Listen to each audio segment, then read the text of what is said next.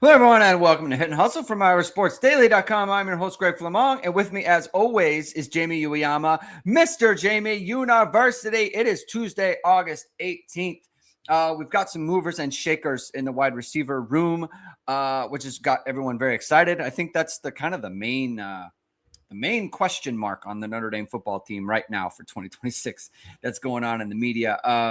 So we'll talk about that. We're going to talk about the AP poll that just came out. Notre Dame is placed fourth. We're going to get our thoughts on where Notre Dame is placed and the rest of their schedule and everything like that.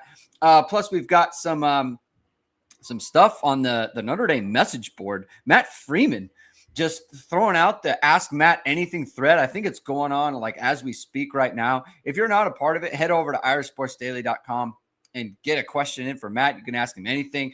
It's like Christmas come early for subscribers, man, because Matt doesn't always do this, but it's got a lot of good information on the team. So we're going to talk about some of the nuggets in there on the offensive line. Going to be a fun show. Thank you, everyone, for tuning in. If you like what you hear, hit that like, hit subscribe, and hit the notification bell so you know whatever it is. We are going live, of course. And as always, the show is brought to you by ESQ Clothing, founded by Notre Dame alum Ge Wang. You've seen ESQ and all your favorite Notre Dame players and coaches, from All-Americans to All-Pros and associates to CEOs. You're in great hands with ESQ's custom clothing.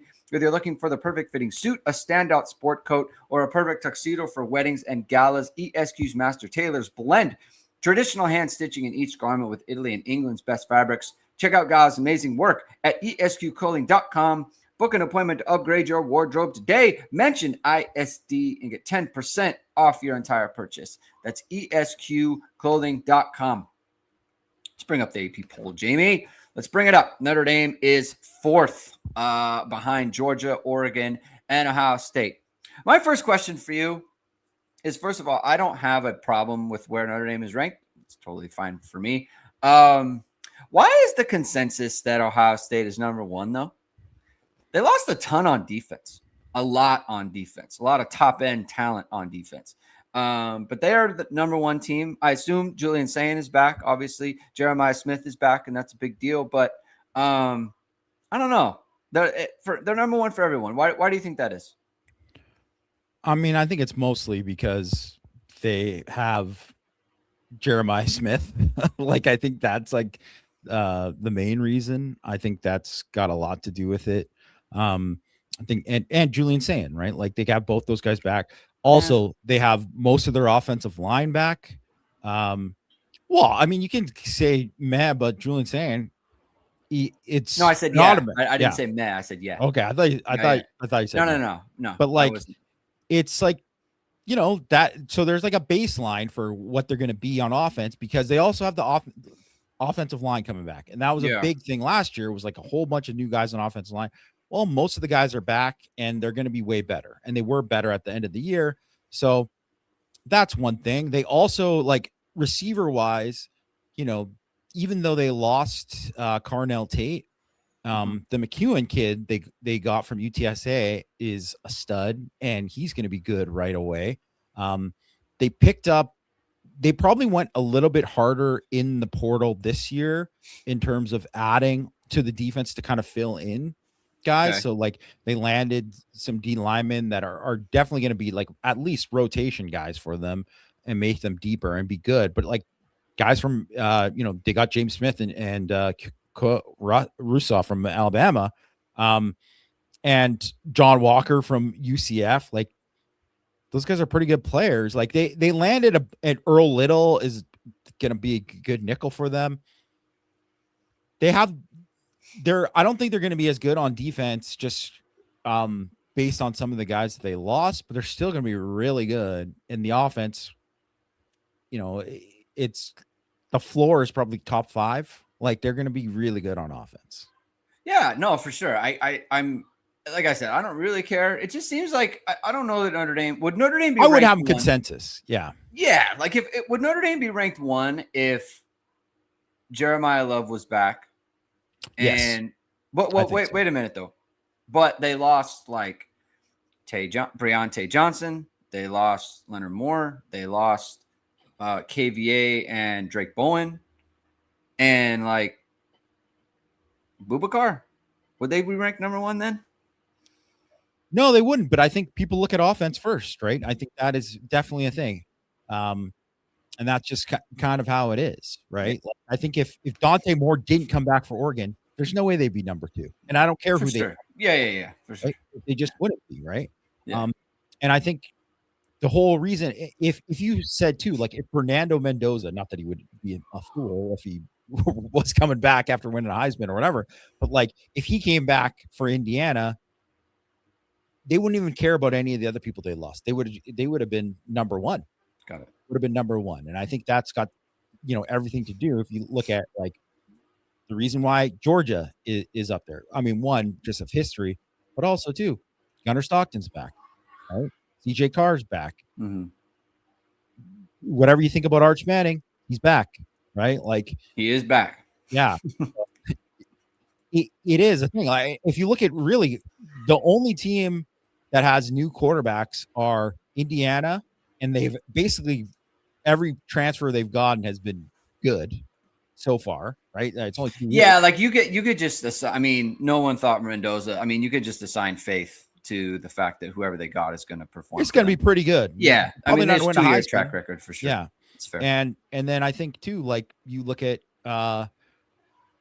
Miami, and it's the same kind of thing, right? They're adding Mensa, who already was a good player last year. They're adding him. It's like them bringing in Cam Ward, them bringing in Carson Beck, like and plus they bring a bunch back on defense, like. And you could say like Ole Miss, if it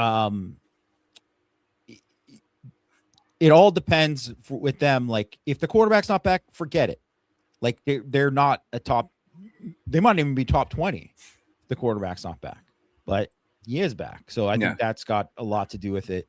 And even kind of Marcel Reed being back, even though there's still a lot of questions about him, he does kind of get the benefit of the doubt because, he's going to be, basically like a 3-year starter. It's no secret it matters in college football at the quarterback position. It matters coming back. Like even, I mean, we'll get to it. I mean, Kevin Jennings, right? Like he's back for number 19 SMU. Yeah. So obviously that, we've talked about him before. That makes a big difference. Peter Davis says Miami way underrated, unfortunately. I don't know if they're way underrated, but I do think like, someone like Kyle Smith said Miami's a top 5 team. I kind of agree with that. Like I do think there's like 7 top 5 teams, right? If that makes sense. Like they're top 5 caliber.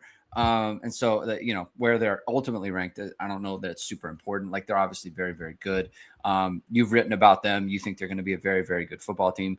Let's just go through the rest of it. So Miami's at 7, who Notre Dame plays. BYU is at 14, who Notre Dame plays, and SMU is at 19, who Notre Dame plays. Obviously all of this is subject to change by the time those games come around for Notre Dame because they're all in October and November. Is there anyone in the top, I guess, 10 that you feel like is like, they're a little bit overrated? I kind of have a sense for where you might go with this, but I want to hear your thoughts. Oklahoma, 100%. Like, tell me one thing they did on offense last year that makes you think that they deserve to be in top 10. Their defense is going to be great. It's going to be really, really good. But there's nothing there that says like John Mateer, other than him getting jacked. Yeah, he lifts a lot of weights. Congrats to him for that. I mean, I don't think that was the problem last year. He wasn't jacked enough. Like that wasn't the thing, right? Like I know there was some of him hurting his elbow and all that and how that, but like none of the stuff with him, he was supposed to be this dynamic runner. It was like, well, he's not as dynamic when he's trying to run away from guys who aren't on Washington State schedule. When he's running against SEC guys, turns out he can't outrun them the same. So he's like a good runner, but not the same. He's not Trinidad Chambliss, right? He's not the same athlete.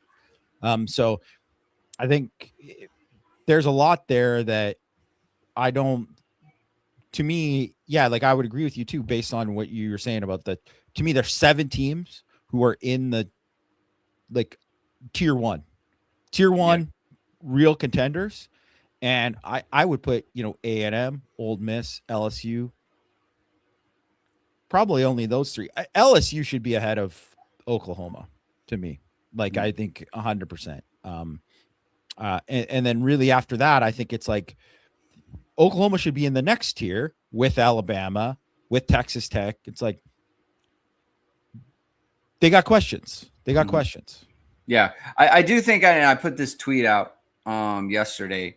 I do think people would feel differently, and like not even like just I said the narrative. Like I think even among Notre Dame fans, it would be different if it was like even though these teams are ranked worse. So like obviously Miami, like that's a big name. If it was 16 Michigan going to 16 Michigan instead of going to 14 BYU, like I think that would like people would be excited about that. And if they were home to number 20 Tennessee instead of number 19 SMU, like that would get people excited, right? And even in the media, you'd say whatever you want, but it's like, well, they do play, Michigan, Tennessee, and Miami. Like that makes that like, but even though the teams that they are playing instead are ranked one spot higher, so narrative obviously plays a large part into the schedule. And as far as Notre Dame's schedule goes, like, it's unfortunate that Wisconsin has kind of really fallen off. You thought Luke Fickell might be able to do more there. He has not. Michigan State, they got Jonathan Smith. You thought that would be like he was a really good coach for Oregon State. You thought they might be able to turn it around and be a competitive football team, and they have not been. We'll see if Pat Fitzgerald can get things turned around quickly there. But, those are the kind of Bill things. Bellachek. You get Bill Belichick in North Carolina, and it's just like a total. I think they'll be more competitive. Yeah. So, some of this stuff is just the breaks, the breaks that you get with the schedules. But obviously, later in the year, they're going to have Miami. They're going to have BYU in October, and they're going to have SMU in November for Senior Day. So we're going to have to see where it goes. And obviously, we talk about schedules in August, and then come September, October, it's like, oh, this is, this team's looking a little bit frisky. We didn't expect that, or, this team isn't as good. So, but it's good. I think someone made the point. It's good for Notre Dame to be ranked 4 instead of 1. And I agree with that. Oh yeah. I just think it's better for them not to be that number or even in the like top 3. Honestly, I think it's better for them. It feels a little level of disrespect. I think is a good thing. Yeah. And not even disrespect. I know what you mean. Like they're not the spotlight isn't on them in that way the entire season. Cause I don't think they need that. Yeah. Matt McCarthy says, what's the vibe out there on Lincoln Riley? His seat might get red hot this year. He has a 6-game stretch with Indiana, Ohio State, Oregon, Washington State, and Penn State. The vibe out here is that he stinks. Yeah. Basically is what it is. No one likes him. Everyone thinks he's kind of a fraud. That's just how it is. Like that's how people feel. Having talked to some USC fans. It is what it is with him. Obviously, it's a big season for him. It's funny that they're tied. Those two teams are tied in the poll, considering Notre Dame replaced USC with BYU. Yeah, that's which again, like SC would carry more cachet than BYU does. That's just a matter of fact. So, anyway, what were you going to say, Jamie? Anything? Well, I was going to say just I because our boss asked me to do a thing on USC because a lot of people want to know how where USC is. So I'm writing a preview. I'm just finishing up actually, and it'll be on the site after the podcast. But I think there are a lot of reasons like that USC is better this year. Like they're better situated to be a good team. And like, I think if they played against some of the other schedules they played, they probably would be a 10-win team in some other years. But, he went through, Matt McCarthy went through the schedule. I don't think they're going to win 10 games. Like I think it's almost impossible. And you can honestly see why, Lincoln Riley was fighting so hard to get Notre Dame off the schedule because if it was how it was, they're playing Ohio State, Oregon, and Indiana. They also would have played number 4 Notre Dame instead of San Jose State. So they would have played 4 of the AP top 6 going into the season. It's 4 of the top 5 in FEI projected preseason. Like, yeah, that's brutal. Like that is totally brutal. And to be honest, if they're playing 3 of them right now, it'd be a win if they go 1-2. in those things. So it's like, then they have to be perfect the rest of the season. Probably not going to happen. Yeah. Yep. So, plus he's a little boy. That's the other part that makes it hard for them. So, you don't want that on your coaching staff. All right.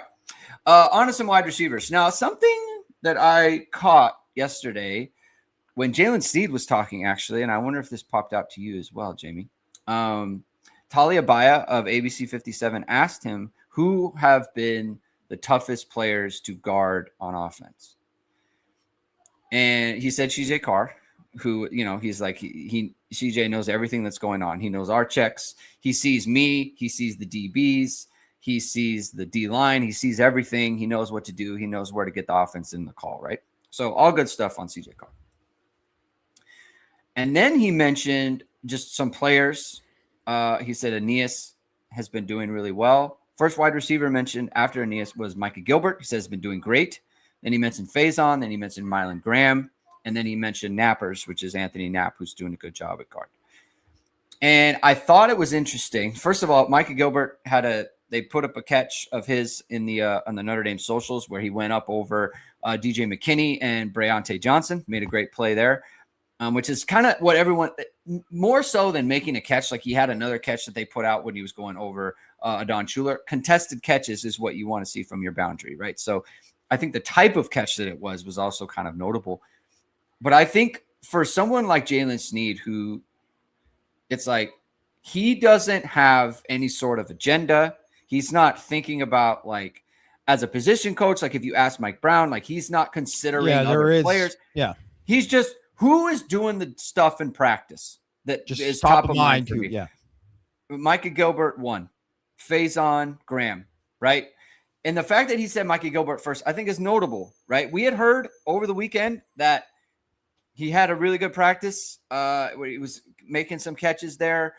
We saw him make a couple of plays with the socials that are being put out. I just think it's notable. I'm not making any kind of prediction. It means something that he kind of keeps getting brought up. We had heard he had a good summer. It's just, there's no reason to believe that he is not having a very good camp right now, just based on multiple avenues to ascertain these things. What do you make of stuff like that, Jimmy? Yeah, I mean, I think sometimes too it can be overrated because for every time that there's Ben Morrison saying Leonard Moore is going to be better than me, there's some other guys who hype up some other guys and maybe they don't turn out as good. Right. So I get it, but I think when we're hearing something and then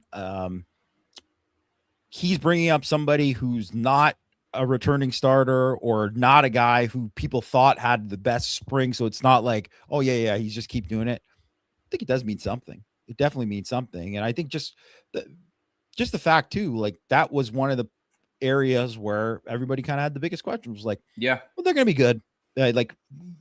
Greathouse, Faison, Graham. I mean, they're going to be more than good there. And even Bubba Frazier is going to get a lot of hype in the summer and all that too. And obviously, scored the long touchdown on the clip that people saw there too. Mm-hmm. They feel pretty good about it. Elijah Burris. They got a ton of guys. Cam Williams, boundary. Okay, we need to see something. So yeah, it does mean something when Gilbert's having a good camp. Mm-hmm. Jerome Bettis Jr. is having a good camp. Also too, because the guys they're going against pretty good. Yeah. So it's it matters. Yeah. So I think it's just it's good news for people who cover the team and follow the team and stuff like that. That Notre Dame, he's doing well. Again, I'm not making a prediction, right? We're just kind of pointing out. We've heard it from multiple people now in multiple different ways, on background, on officially with Jalen Sneed in front of the cameras, and then we've seen clips of it. So something to note for people. They're talking about Bubba Frazier in the chat. I wanted to bring him up next. Chris Wallace, the Bubba clip had me excited. He caught a crossing route and then just turned it upfield, outran everybody to the end zone, right? And it looked like a team period, so it wasn't one of these one-on-ones where he catches it and there's no one there. You got the entire defense out there. You had Boubacar Traore dropping in coverage. So that's notable.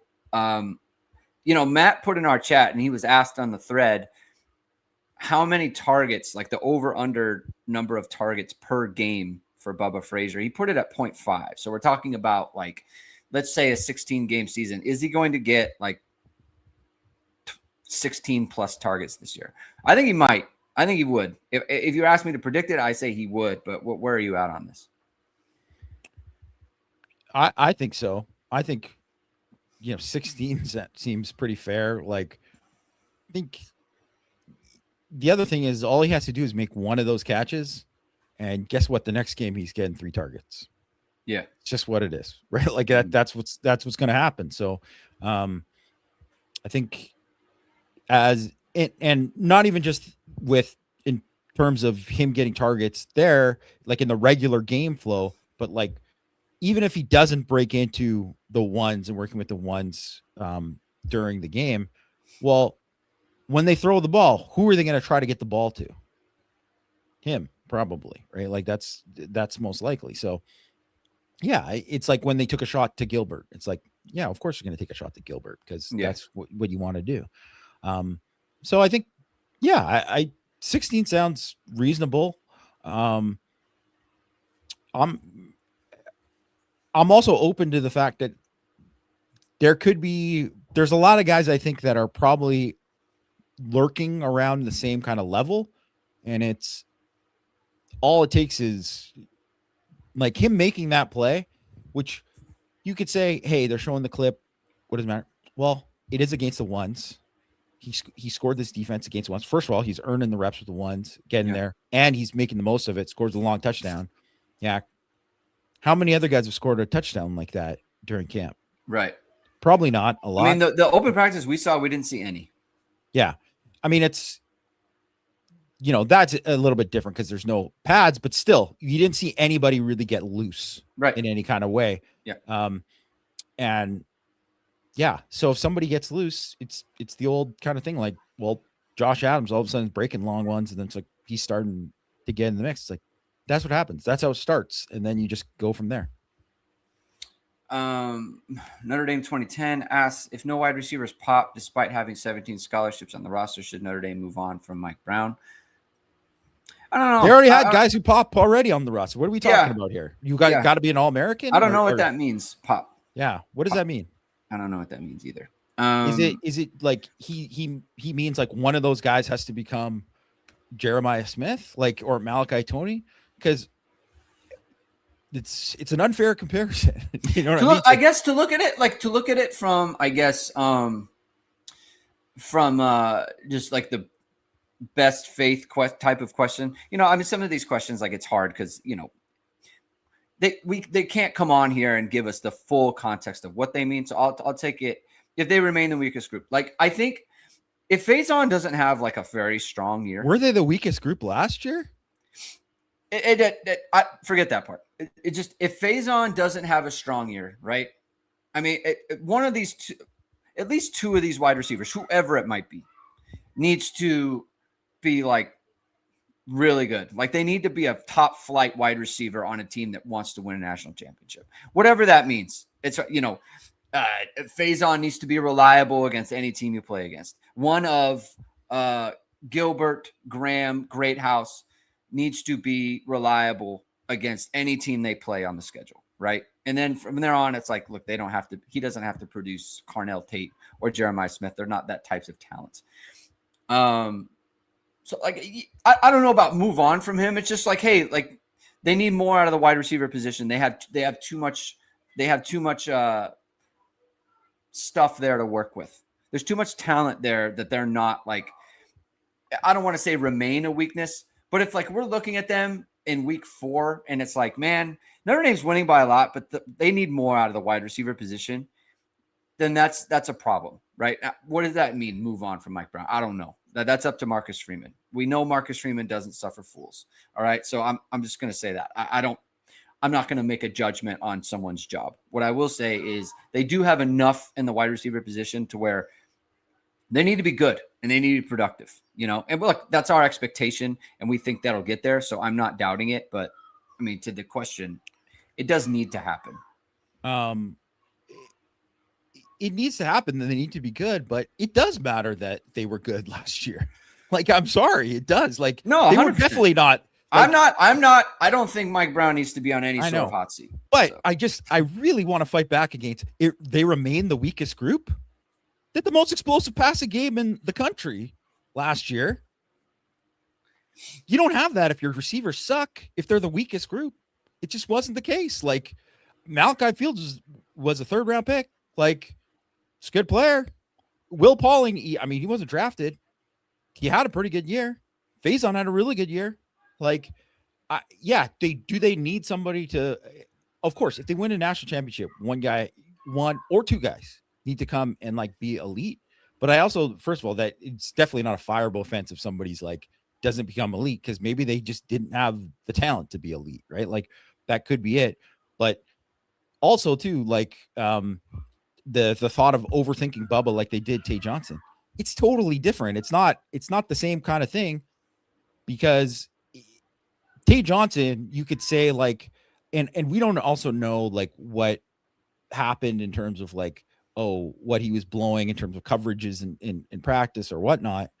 But we also don't know that Bubba Fraser's like making those plays every day or anything like that. We don't know that it's happening, or that he hasn't had drops or whatever. I'm not saying he has. I'm just saying we don't know the full thing of it, or if he ran the wrong route here and it screwed something up, or he's a really bad blocker or whatever.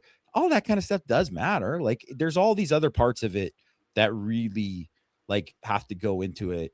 That of why a wide receiver, why Golden Tate didn't play more as a freshman, or he only ran go routes, right? Like, obviously Golden Tate, it's pretty obvious the guy was incredible athlete as a freshman even, but he clearly wasn't ready. They would have played him more if they thought he could do a little bit more. And then next year he took off. So everybody's got their own kind of thing. And Bubba Fraser might not be ready to kind of take off. If he's not like right away. So that's the other thing too, right? Where I would even push back against, like, if they're not by week 4, I think it depends, because if they're good, if they're scoring points and the receivers are not like, man, none of the guys have a touchdown, or none of the, like, we haven't had a guy get over 60 yards in a game or something, then you say, okay, like, what is going on here? Like, why is that the case? But we also don't know that, like, Bubba Fraser might not be the best guy on the team in week 8 or something like that too. So I think that's the kind of thing. And I guess that does fall into the, hey, this guy popped, right? So I don't know. I think it's one of these things where they clearly have the talent. If you see that the passing game with CJ Carr, who we've all know is we've seen it, he's very, very good quarterback. If all of a sudden the passing game is like, man, they're really kind of struggling here, they're not doing it, then you're doing it like, there's other pieces of it. But of course you're going to think, well, how much of it is on CJ? Probably not a lot. It's probably more on the other guys. So I would say, you do look at the receivers differently if that's the case. I just don't think it will be the case, especially considering who they're playing early on. Yeah, it's hard. It's so hard to like assign stats to guys, the wide receivers specifically, because like last year, I felt like they were very explosive last year. Like, they were a very explosive passing team, but no one had the numbers. Like, just after the year, like, no one's pushing 1,000 yards, no one's pushing like 10 touchdowns. Right. And so it's hard to know what it even looks like with people popping in this offense specifically. Now, obviously you have Love and you have Price last year, so it's like you could just hand it to them. So it's hard for me to conceptualize. I think the overall concern with wide receiver is not them. It's in conjunction with, like, there's also an unknown at running back. As much as we like Aeneas Williams and Nolan James and Kedron Young, and people are excited about Jonas Walton, we don't actually know what it looks like. And so everyone is kind of expecting Notre Dame's offense to be really good, but how? What does that mean? Whereas last year it was very easy to see how they're going to be really good. You have 2 great running backs and you have a young quarterback who can push the ball. right? And the unknown is just like, I don't know how this is going to look on a drive-to-drive basis. That's it. And so, that's kind of where we're at. I think if you look at the individual pieces, the pieces are good. And look, this is why Mike Denbrock makes a lot of money. He needs to figure out how to marry it all together. I think he will, right? And especially when you have a quarterback as good as CJ Carr, these things get figured out over camp, right? And then when the games come, then we'll assess it from there. Speaking of marrying things together, the offensive line, there's questions about right guard. Matt putting in the chat, or not in this chat, but on the message board. He thinks there's a real chance that it's the center guard operation's going to be Otting and Craig. What do you think about that? How do you process that information? We haven't seen anyone other than Absher working with the first team at right guard. Now, granted, we haven't seen a lot, so maybe it's been happening, but that's all that we've seen so far. Yeah, I mean, I'm gonna guess too, just by the fact that how Rudolph talked about it, how we already kind of mentioned it several times too, that it's just more of a matter of like Ashton Craig being healthy enough to kind of get reps there and them to look at it, right? So and even then, I don't even think like they'll want to get him reps, but if they don't like the way that Absher's playing, they could just literally put him there and just say, okay, you're going to go here now. And like, cause he's got enough seniority that could happen. Yeah. So, I mean, David Marazzo, that's what we're talking about right now. Any chance Ashton Craig starts, right? That's literally what Greg brought up about. No, he asked it like right as I was talking. Oh, okay.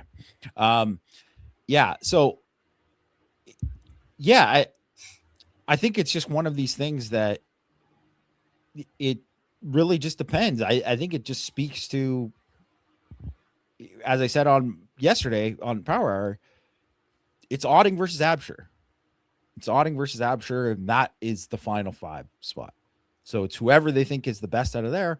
And if you said, well, maybe Otting's got the lead right now, that it might not mean anything that Absher hasn't played bad. It just might mean that Otting has played really, really well and has looked really good. So that's the way they want to go. We heard in the summer that Otting was like a different player in terms of he had made a big jump in kind of everything, in every aspect, and became like a player who frankly would be pushing to be the best 5, right? And that's what Notre Dame is after. They're looking at the best 5. And this was like, and that, if people who listen to the show a lot, this is what kind of prompted me to ask the question about Ashton Craig, where it's like, he's always just kind of penciled in as a starter. And what I was hearing about, and I hadn't, at the time, I did not consider Craig to be an option at guard, right? But this is when Augustine was also healthy, and he's not healthy right now, obviously. So, Otting has made a play to get on the field and be a part of the best 5. And it's up to Absher to kind of make sure that doesn't happen, and hopefully, there's an iron sharpens iron aspect to all of that. So there's something to consider there. And plus Joe Rudolph, it seems like he likes to throw a curveball every now and then on the offensive side, offensive line, especially with, remember with Sam Pendleton, just kind of was like, oh, he's running with the ones like all the time. He's going to start. Like, it was just, we thought it was like, oh, they're just getting guys reps. And then it was like, no, he's going to be the starter at Texas A&M. And he did. Well, and I think too, you would normally say that they have kind of gone in the direction of saying, we're looking at ceiling first.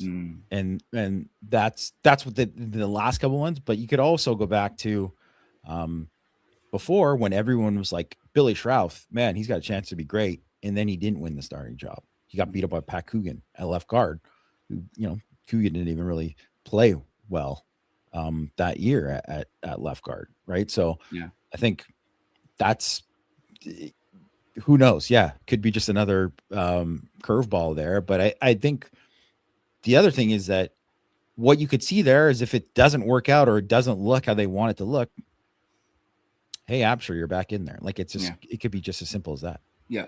David Marazzo also asked about Braden Robinson. Is he still in the mix?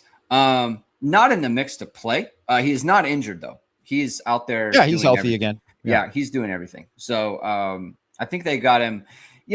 When they work on kick coverage stuff, like they put him back there to be one of the runners for the kick coverage teams. Yeah, kick. He was kick returner. Like taking. I mean, yeah. So I guess he's in the mix there. Yeah. So he's in the mix on that. I would not expect to see him. He as a receiver. No.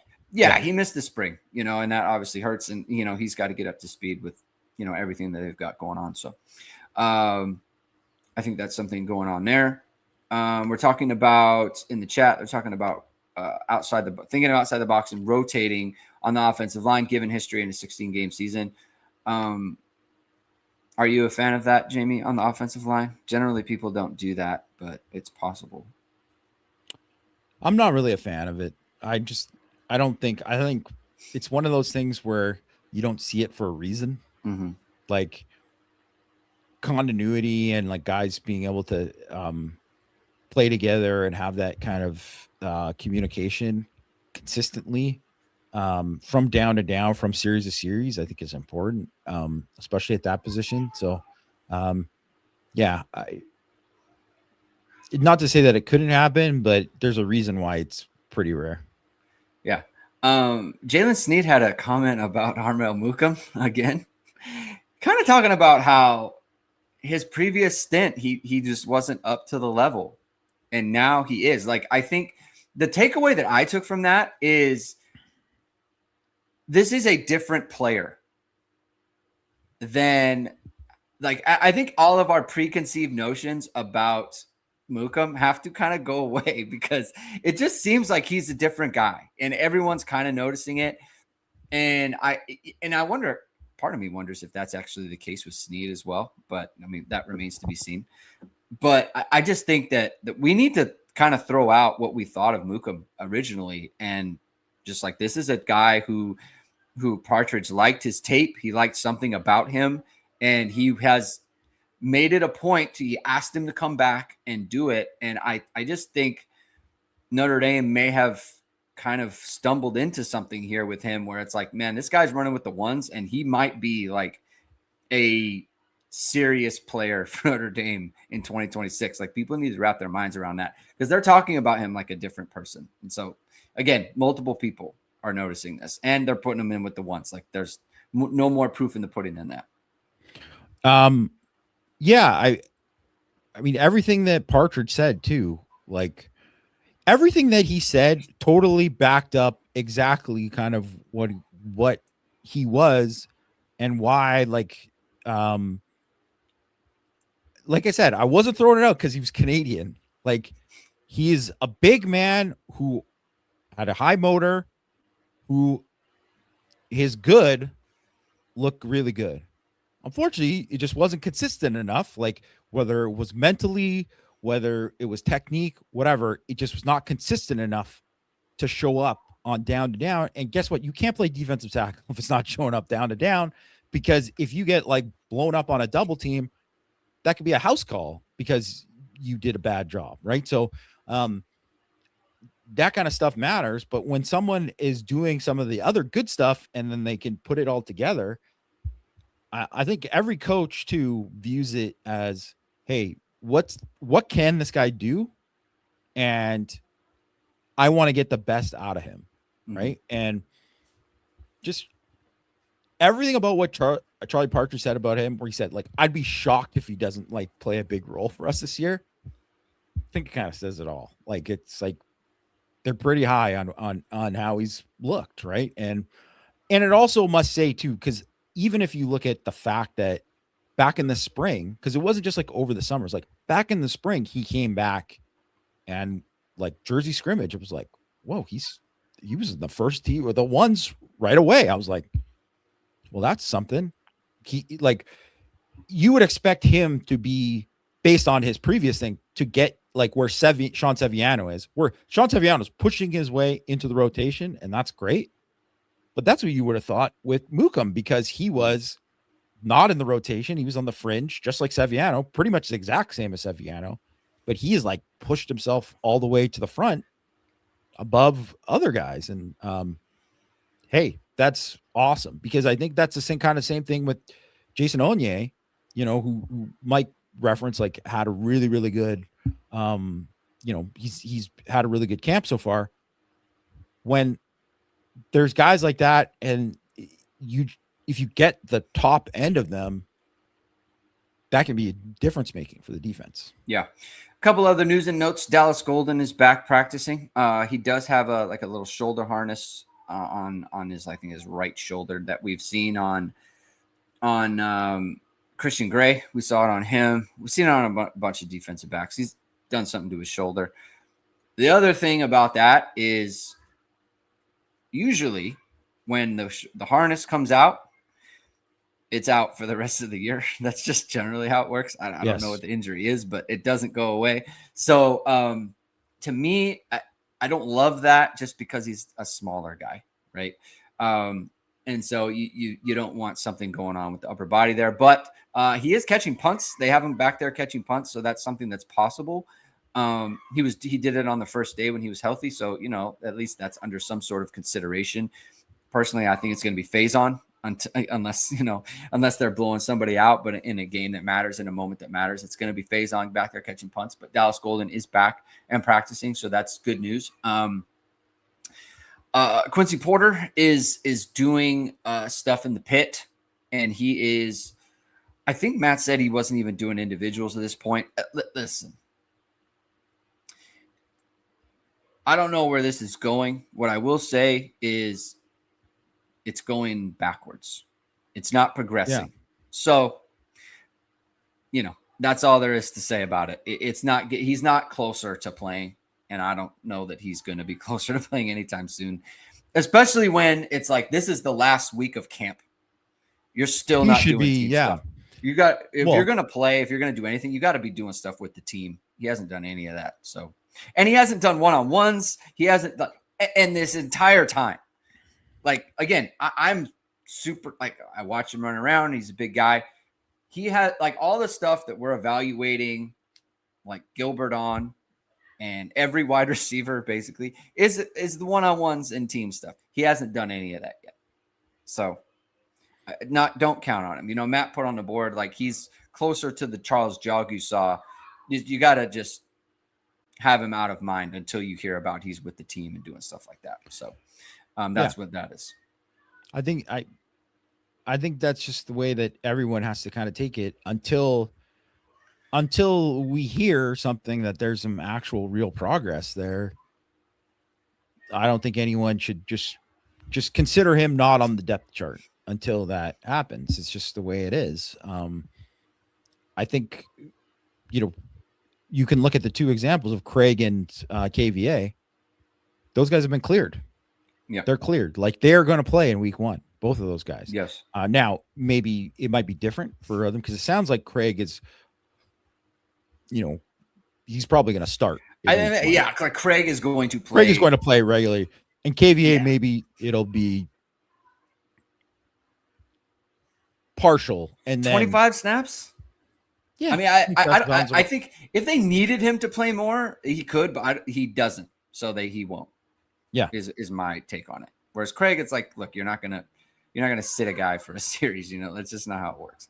Yeah. So yeah, so they're ready to go and they're cleared. KVA has no brace on, so there's something to that. Blake Hebert is back after being away from the team. No word on what exactly was going on there, but he is back. We've heard Teddy Gerard has done very well in his stead, although like kind of not ready yet.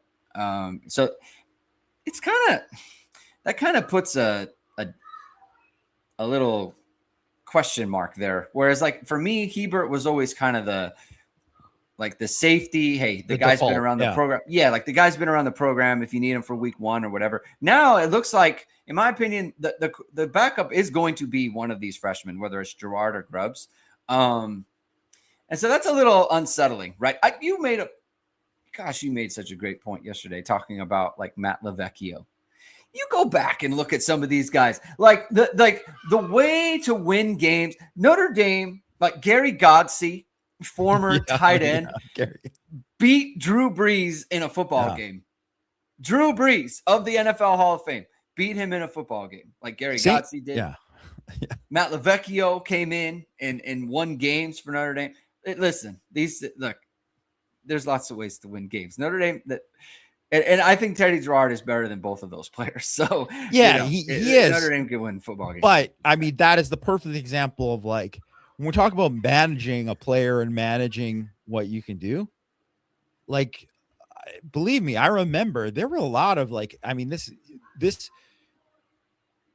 pre-internet, there was a lot more of, well, I guess the internet was around, but not like to the same point it was pre-social media and stuff. Yeah. You know, I guess somebody could make a video. Matt LaVecchio was a problem or whatever, right? Like they're making those videos, a mixtape of Matt LaVecchio, but it is one of those things where just because they were winning and he was a freshman, it was like, could this be? I remember reading it. It might have been from ESPN, the magazine, or something like that, which just shows you just dating this. But like, could this guy be the next Rick Meyer or something like that? And I just remember thinking, I'm like, this guy has not thrown the ball past 10 yards for 4 weeks in a row. Like it was like they were very limiting. Right. And it's kind of like what also too, when Carlisle Holiday, one of the reasons why he ended up ascending to become the starting quarterback was because, I mean, his ceiling was just so much higher, right? Like it's just, he was just physically just different player. Or a reason why Tommy Rees was a freshman and a starter. It's like, well, he could have been the starter and kept going on and on. It's like, well, the reason it didn't happen is because there was a ceiling with it. Right. And I do think that like Gerard, Grubbs, both those guys, the ceiling is higher, like, but the floor starts around the same.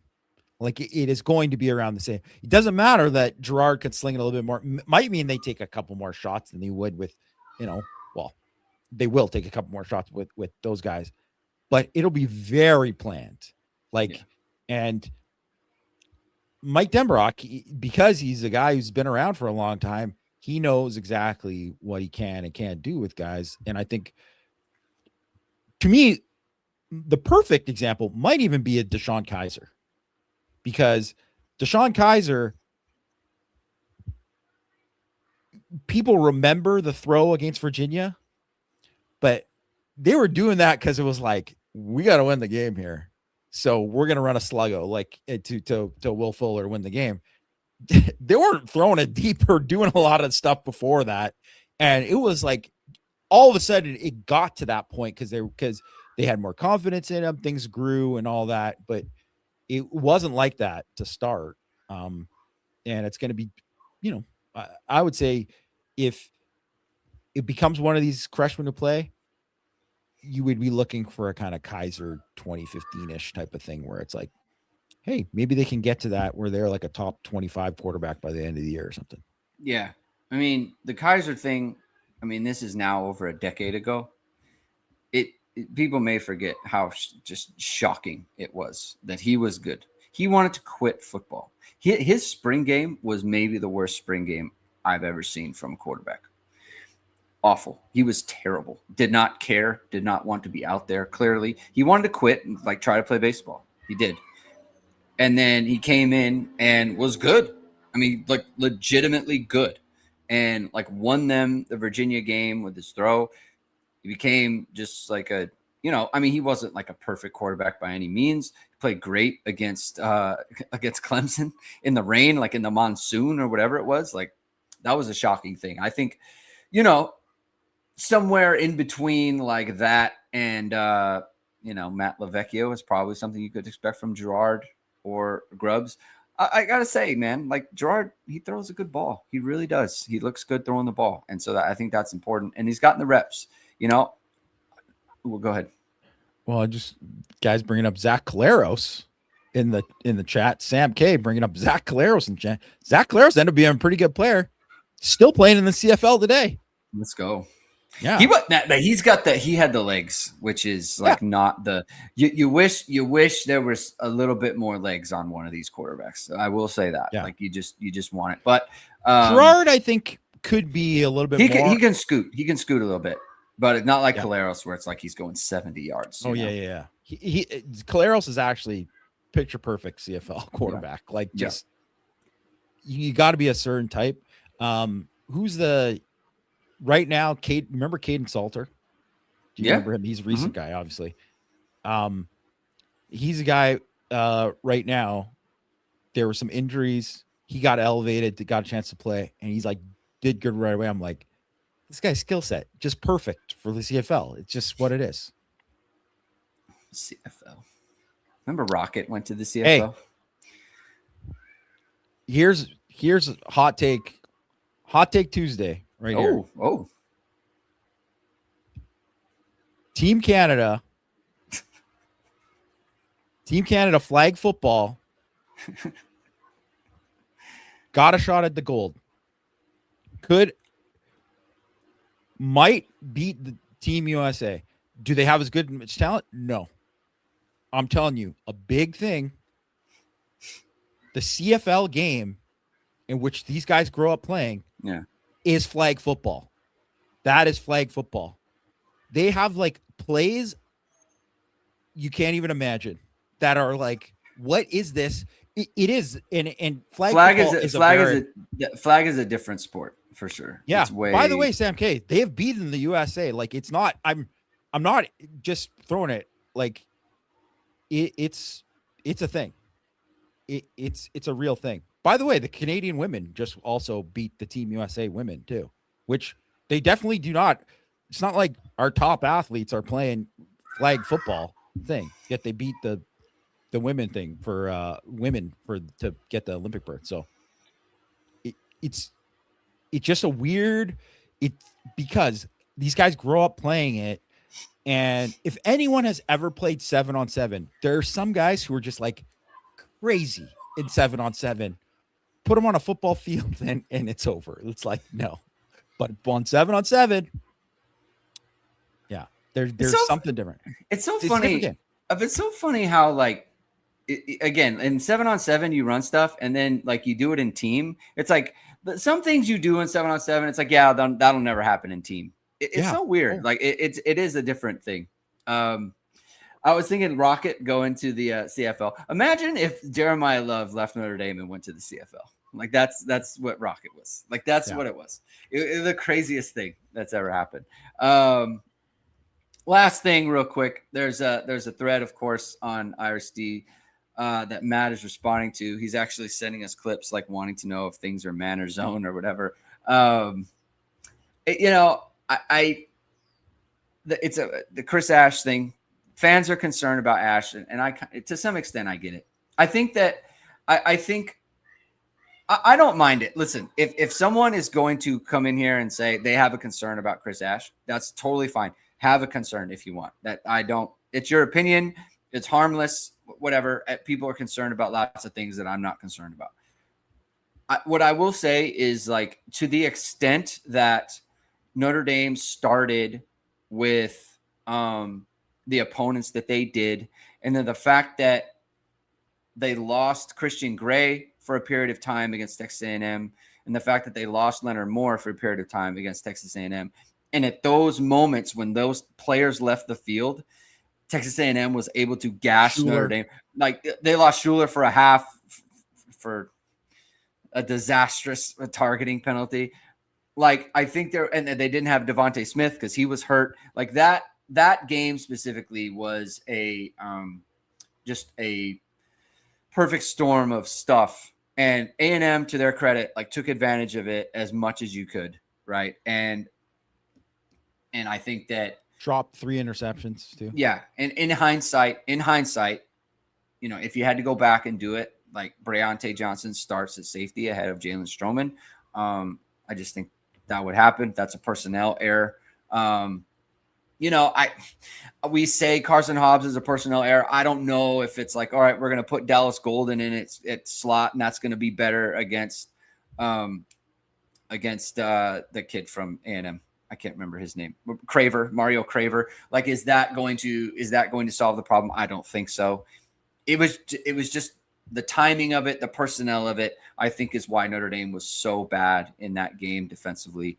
And, after that, to some extent, Marcus Freeman kind of said, hey, we got to get some things figured out. And they did.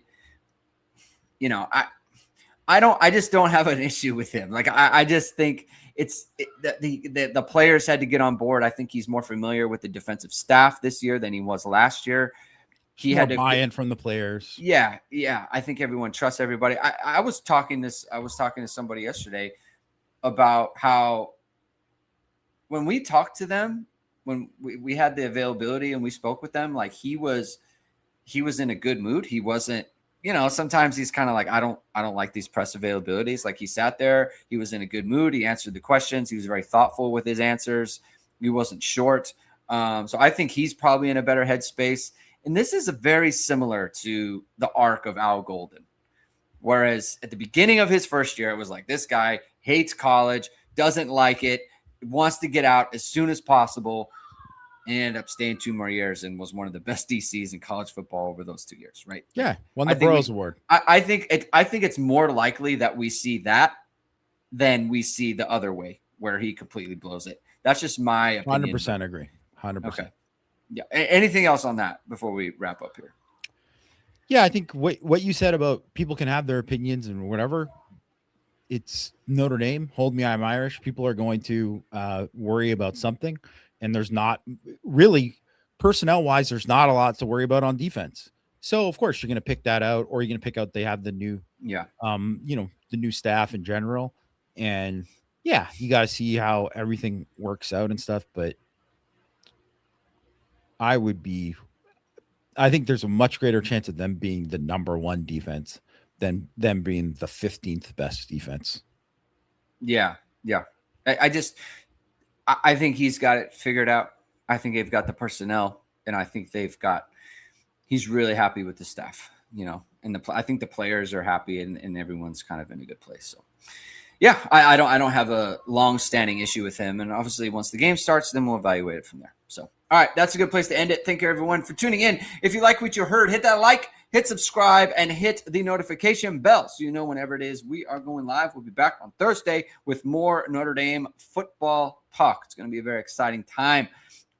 Please, if you can, subscribe to the channel. Tell your friends. Tell people who you might know who listen to podcasts. Maybe they haven't checked us out. Check out Hit and Hustle, Irish Sports Daily. It's going to be a very fun season. All right, have a good rest of your day, everyone. We will talk to you soon. Keep hitting and hustling.